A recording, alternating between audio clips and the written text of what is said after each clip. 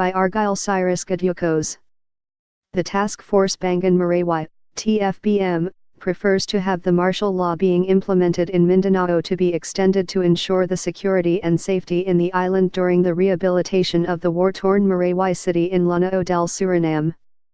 In this October 17, 2017, file photo, troops patrol the decimated streets of Marawi city after almost 5 months of the siege by pro-Islamic State group militants, AP photo/Bullet Marquez, file/Manila Bulletin.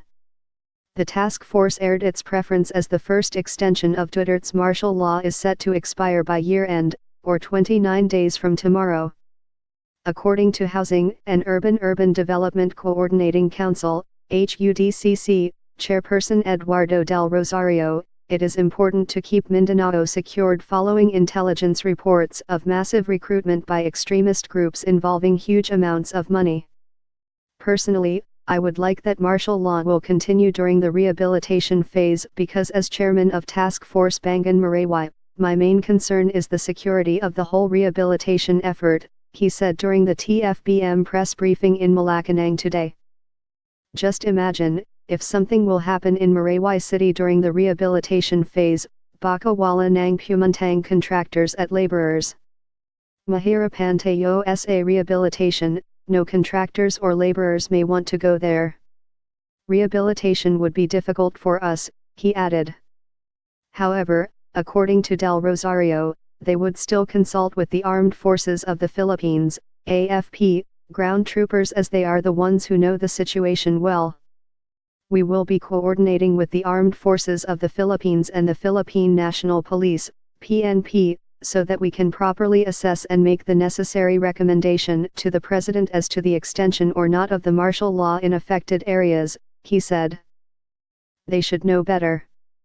And the source of information will come from the barangays, kung saan nagsisimula ang recruitments, where the recruitment is happening, he added, referring to the supposed recruitment of DACE-inspired groups. According to Lanao del Sur Assemblyman Zia Alonto Adian, the recommendation on the extension or lifting of martial law would depend on the assessment of ground troopers and the TFBM. However, he also expressed that extending martial law would be better to prevent another Marawi siege from happening. There are several reports that we've been receiving that the recruitment activity is now ongoing in some other towns, Adiang said. So, we fear that if we'll probably be lenient about imposing security protocols, the terror group might use this as a portal to form and regroup again and then attack another town, not necessarily Marawi City or Lanao del Sur but maybe some provinces, he added.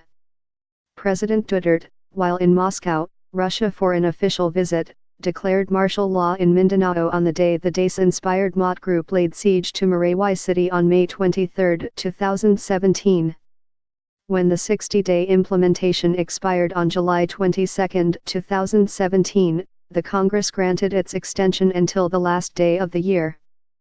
President Duterte earlier said the lifting or extension of martial law still depends on the recommendation of the AFP and PNP.